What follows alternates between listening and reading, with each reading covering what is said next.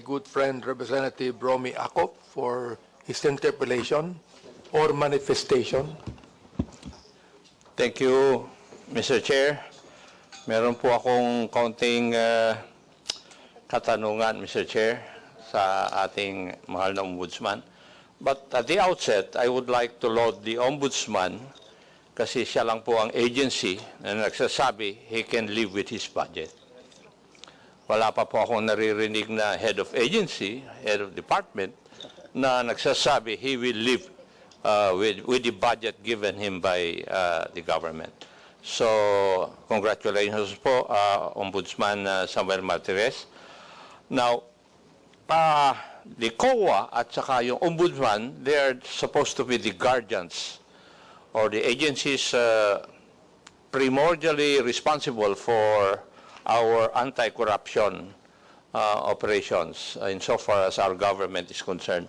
Sana po magkaroon po ng cooperation yung COA at saka Ombudsman kasi kailangan po silang mag-coordinate para po dun sa mga kaso na dapat ma-file sa korte. Because I agree with the Ombudsman when he stated na yung endemic na po ang corruption. Why? Because in the Corruption Perception Index among 6 ASEAN nations, tayo po ang pang-anim where Singapore, Malaysia, Vietnam, Thailand, and Indonesia are above us insofar as Corruption Perception Index is concerned. Nandun po tayo sa huli. Now, may I ask the Ombudsman, bakit po yung, insofar as your case statistics are concerned, from 2020, your conviction rate was 61.2%. It went down to, in 2022, to 26.5%. May I know what caused this drop insofar as your conviction rate is concerned, Mr. Chair? Your Honor, ito po yung sinasabi ko kanina, the unfair evaluation of the Office of the Ombudsman, where our performance is based on the conviction rate. The Office of the Ombudsman functions as a prosecutor and not as a judge. Whatever findings we have, insofar as we are concerned, there is probable cause. Insofar as we are concerned, our case is strong. The only problem is, pagdadating po sa husgado, iba po ang pananaw ng huwes, whether with the Sandigan Bayan or with the lower court. So, I reiterate that we should not be judged on the number of convictions that we have.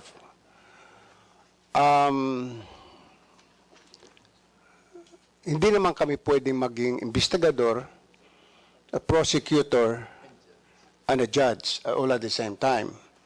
So we stop at the role of being a prosecutor, investigator, and a prosecutor. So ito lang po ang hinihiling ko, not only in Congress, but also with those who would rate the Office of the Ombudsman, especially Transparency International, some agencies of the United Nations, wag naman kami sasabihin, i-rate kami on the basis of our performance as conviction sa court. Hindi ho kami ang husgado Kami ay prosecutor.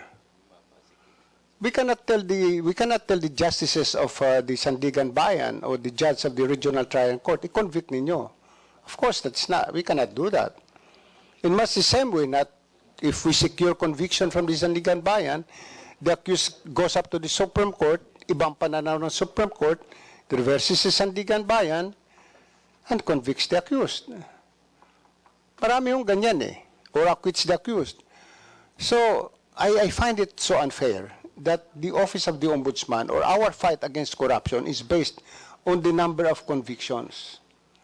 Ano na lang ho ang nangyari sa mga pinaghirapan, pinagpawisang mga investigasyon sa mga kaso, where we even go to the extent of going to Patikul We go to the extent of, going to, in fact, one of my prosecutors, one of my investigators has to resign. He was threatened by a mayor in Region 6. Nanghihingi po siya ng mga dokumento, sinigawan siya ng hindi niya alam na yun ang mayor. Tinanong siya, sino ka? Dahil hindi niya kilala, sumagot din siya, sino ka rin ba? So, from that time on, he was threatened by the mayor. He has to resign, and he's now in Canada. So ito yung mga facts, mga realities na dinadaanan namin na hindi na-appreciate itong mga nagre-rate sa amin. Ang tinitingnan lang po yung conviction rate. Sana po wag yung conviction rate. Dahil kahit ano po ang sabihin namin, kahit i-assign ko dyan ang isang napakagaling na abogado, kumuha pa ho kami ng isang private lawyer na napakagaling, kung iba po ang pananaw ng husgado, wala kaming magagawa. Sana husgan kami sa aming disposal rate. Sa number of cases that we dispose every year. Yun lang po, Your Honor. Thank you very much. Thank you, Mr. Chair.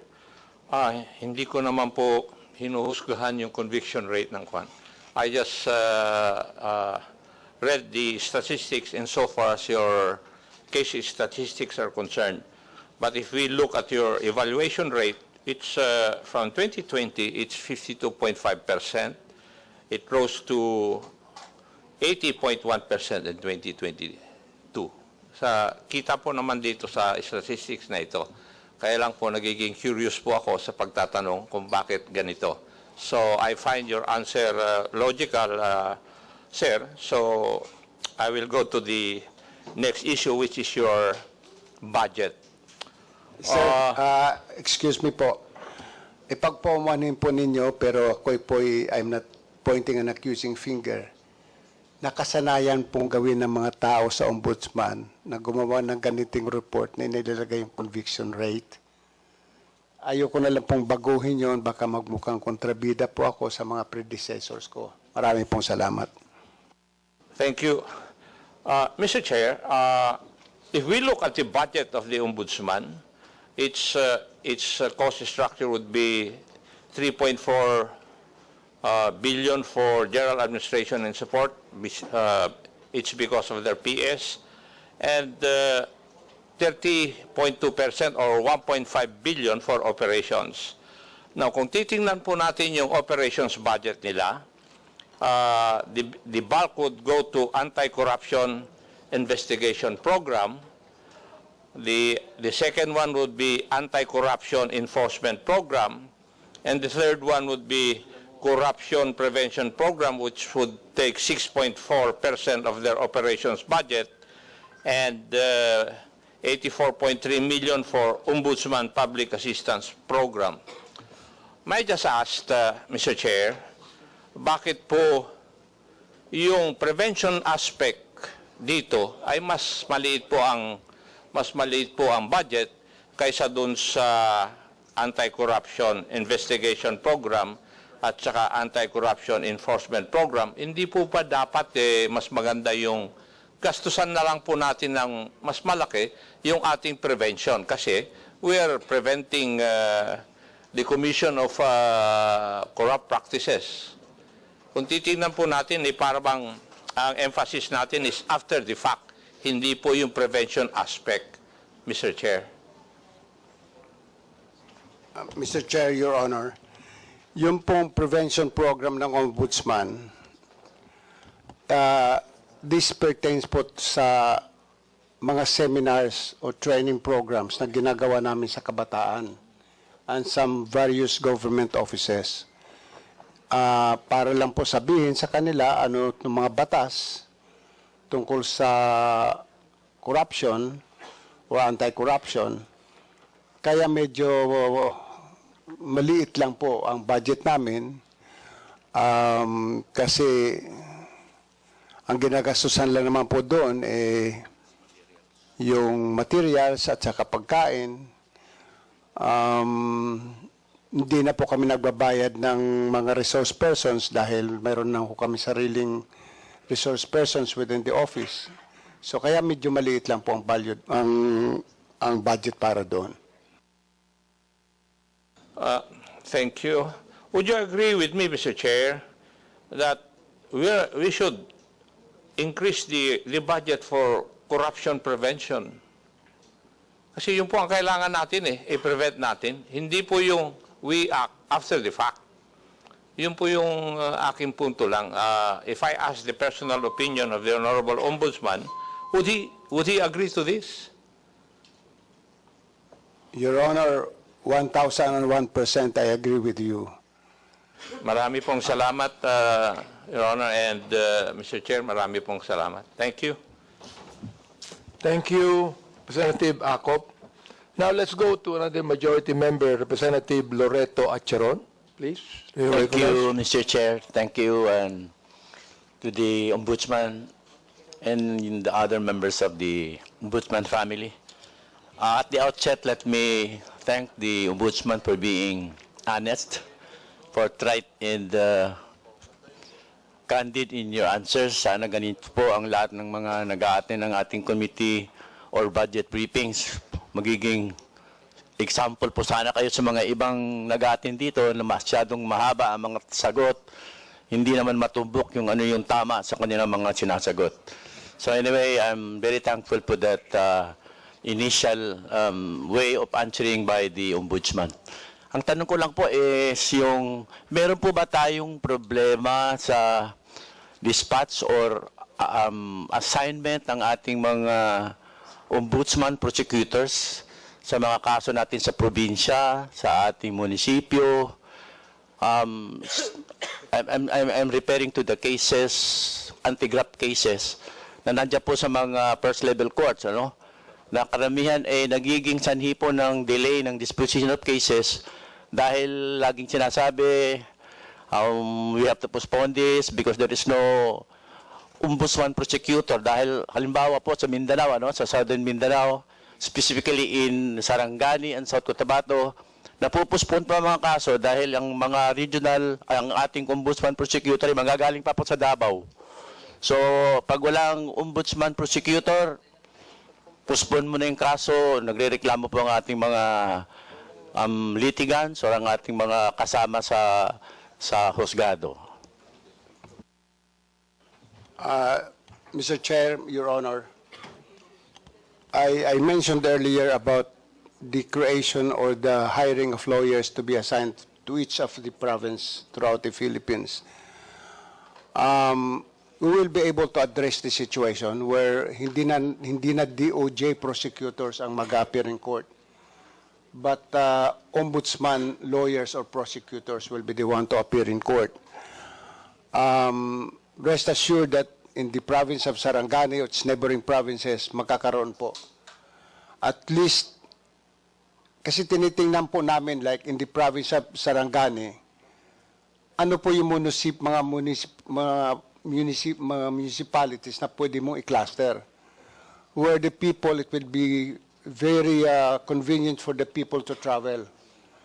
Ang travel time nga na inaano ko sa kanila is at least mga 2 hours. More than 2 hours, gawa tayo ng isang cluster. Para yung mga nag-ano ng clearance, just in anticipation sa clearances, pagpa-file ng complaint, hindi na sila kailangan pumunta para all the way to Cagayan de Oro or to Davao City. So there will be in each of these provinces, Jensan, Sarangani, Zamboanga. Zamboanga po kasi napakalaki din, nakahirap puntahan, no? From Davao City going to Zamboanga, iikot ka pa eh. So, wag ko kayong mag-alala. Before the year ends, magkakaroon po ng mga lawyers po doon sa probinsya ng Sarangani. Maraming pong salamat. Mr. Ombudsman, in the meantime na wala pong pang na-appoint na maraming prosecutors from the Ombudsman, ano po yung hakbang na ginagawa natin para po ma-solve yung or ma-address yung concern na gano'n po sa mga probinsya? Dahil kadalasan po ang nangyayari, it's either napupuspon o yung iba naman, pinapatinan na lang ng mga prosecutors natin from the DOJ. I mean, is that an existing policy, memorandum, or ano po ba, internal arrangement between your office and the Department of Justice in the local level na Pag wala ang government, ang ombudsman prosecutor, pwede na yung mga local prosecutors or provincial prosecutors? Your Honor, please, Mr. Chair, there is an existing memorandum of agreement between the Ombudsman and the Department of Justice na mag-represent sa amin sa ibang mga lugar ay ang DOJ prosecutors. So they have been deputized. And the Ombudsman also has the authority to deputize any lawyer in the government, like the Department of Justice, na mag-represent sa amin. But to avoid this conflict, because I know that the prosecutors from the Department of Justice are also very busy with their own cases, to solve this situation, napagkasunduan po namin na mag-hire kami ng additional lawyers or to will act as prosecutors doon sa mga probinsya na yon. Ilalagay po namin not just in Davao City, pero i-distribute namin sila sa buong Visayas and Mindanao and Luzon. Lastly lang po, kailan na po ang ating hiring? Kasi ang dami ko pong aplikante sa inyo.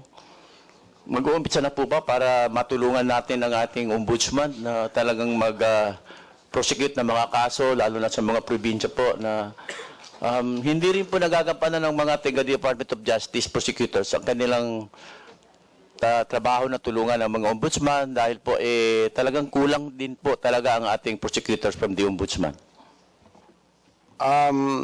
We have already, for Luzon, Visayas, Mindanao, and the MOLEO, which is the military and other law enforcement offices, nagsimula na po kami mag-interview. Ang problema nga lang po, bawat isang item lang, isang posisyon, between 80 to 100 po ang applicants. So medyo dito nahihirapan. So ang pinag-uusapan namin ngayon, baka wag na yung Deputy Ombudsman na mag-interview mismo, kundi mag-designate siya ng ibang tao na mag-interview, tingnan lang yung transcript of records o yung ibang experience ng isang applicant para makasimula kami ng mag-hire. But I assure you, as I have said a while ago, that we will start hiring before the end of the year. Thank you po, Mr. Ombudsman. Isang follow-up lang po, Mr. Chairman. Ano na po ang magiging basic qualification ng ombudsman prosecutor na ina-appoint natin? Or by experience, ano po ba ang inyong kinakailangan? Base po kasi ngayon, Mr. Chair and Your Honor, base po kayo ngayon sa naabutan kong qualification standard. Ang prosecutor must be a lawyer at least for the past 3 years. Mayroon siyang experience sa trial. Para maabot niya yung salary grade na that is required. We will be starting with salary grade 25 sa ngayon. At mayroon sana akong hiling in relation to this, doon sa retirement law ng ombudsman, na yung mga lawyers occupying salary grade 25 ay hindi po kasama sa retirement. Kami po magsasubmit ng isang recommendation, isang bill amending the retirement law of the ombudsman na yung mga lawyers occupying salary grade 25 must likewise be covered by the retirement law of the office of the ombudsman. Kanya lang po nangyaring ganito dahil ang sabi nila mapopromote din naman itong mga salary grade 25 to 26 or 27. Puro bata po ang mga empleyado ng office of the ombudsman. So bago po ma-promote o chances of being promoted from salary grade 25 to salary grade 26, baka nauna pa nag-retire yung salary grade 25 sa sinusundan niya salary grade 26. So it's just best to amend the law, make the retirement in the office of the ombudsman start with salary grade 25 for those occupying lawyer positions or those involved in the anti-corruption activities. Thank you very much, Your Honor. Just one last lang po, promise. Mr. Ombudsman, nagsiset po ba kayo ng percentage of your lawyer personnel na inidispatch po natin, ina-assign po natin for litigation purposes in the provinces cities or municipalities? Meron po ba kayong nilalagay na quota dyan or percentage ng inyong personnel? Yung Prosecution Bureau po ng Luzon, Visayas, Mindanao, the number of lawyers is dependent now on the requirement of each of the sectoral offices. So, tulad po ng Mindanao, na napakalawak ng Mindanao, as I have said, going to Zamboanga City from Davao, talagang malayo. So, it would depend now on the recommendation of the Deputy Ombudsman for Mindanao. So, magkakaiba-iba po ngayon ang maging numero ng abogado. Kasi katulad ng military and other law enforcement officers, nationwide din yun. So, tinitingnan gaano ka-effective yung halimbawa, 20 na prosecutors, 30 prosecutors, how effective would they be in appearing before the courts? Gaano kadala sa mga cases sa mga probinsyang ito? So, initially, at the moment, I think the number of lawyers being recommended for each of the sectoral offices is about 15 lawyers additional in the meantime. Para lang ma-fill upan muna namin yung needs ng bawat probinsya. Thank you, Ombudsman and Mr. Chairman. At this point, I'd like to reiterate the request and the manifestation of support from our colleagues na suportahan natin ang budget proposal ng Ombudsman given the colossal mandated function ng Ombudsman, specifically on the fight against graft and corruption. At kung pwede lang, hindi lang yung kanilang proposed budget, dagdagan pa po natin ito. Napakalaki po ng trabaho talaga ng Ombudsman. Nakikita na natin over the years. Ito lang ang ating agency na nagpa-fight ng corruption na malaking problema po sa ating gobyerno. Thank you, Mr. Chair, and thank you, Ombudsman Martirez. Thank you, Representative Acharon. Now, I'd like to recognize Representative Pantaleon Alvarez. Please. Thank you, Mr. Chair. Mr. Chair, my colleagues, good morning, and to the Ombudsman, Justice Martirez, as well as the rest of the family. Mr. Chair, gusto ko lang pong balikan yung confidential fund na diniscuss earlier ni Representative Franz Castro.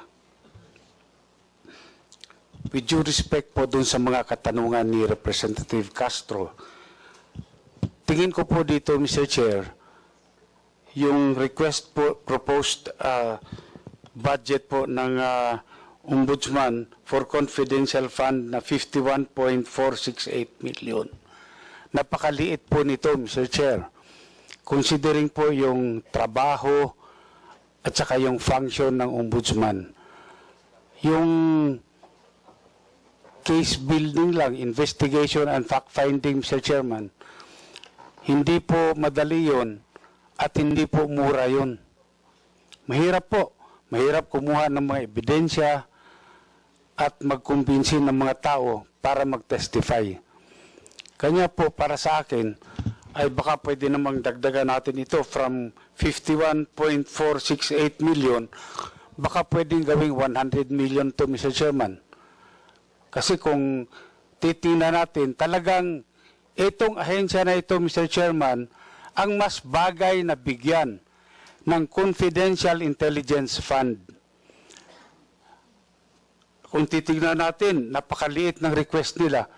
Pero considering po dun sa trabaho ng Ombudsman, siguro, Mr. Chairman, hindi naman mahirap kung iakyat natin sa 100 million ito.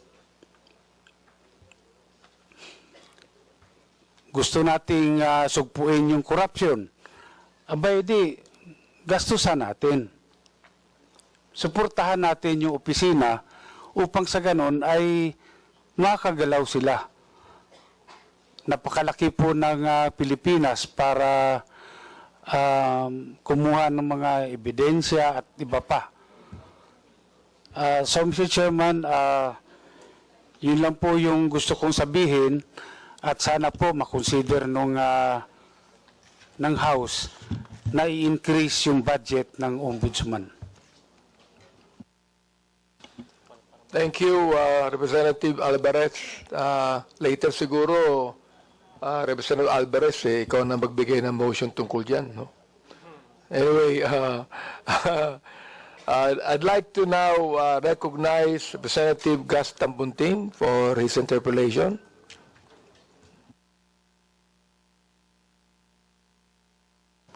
Maraming salamat, Mr. Chair. Magandang umaga po sa Ombudsman family headed by Justice Samuel Martires. Ako po may tatlong katanungan. This representation of the 2nd District of Parañaque would like to ask, my first question would be, could you please clarify the Ombudsman's stance and procedures regarding anonymous complaints against public officials? How does the Ombudsman evaluate, investigate such complaints, and what criteria are used to determine whether anonymous complaints are acted upon or not? Mr. Chair, Your Honor, the Ombudsman pursuant to the Constitution and the law creating the Office of the Ombudsman 6770 has given the Ombudsman the authority to investigate motu proprio.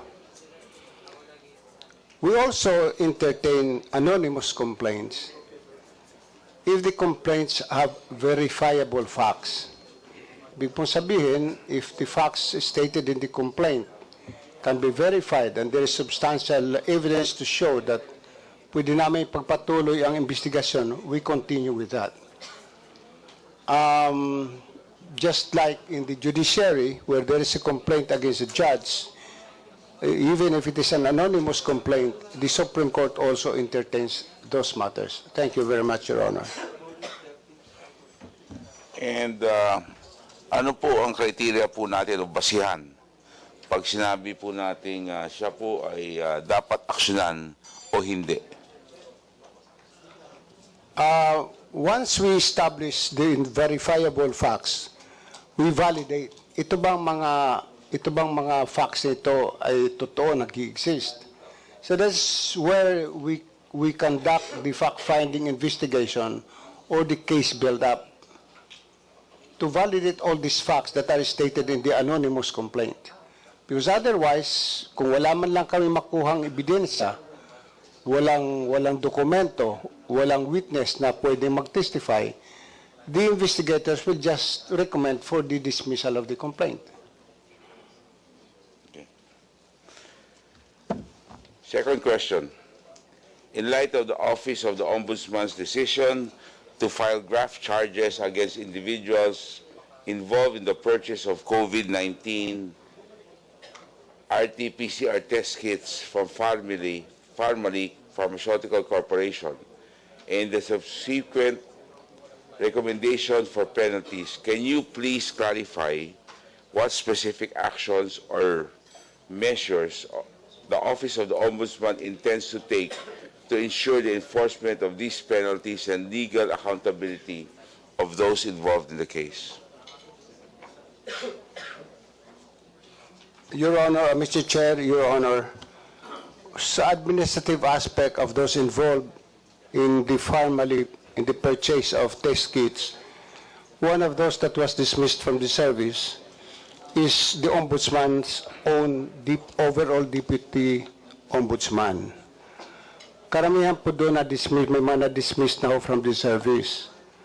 On the criminal aspect, we're just waiting that the motion for reconsideration of the persons involved of the respondents is resolved, and we will immediately file this with the Sandigan Bayan.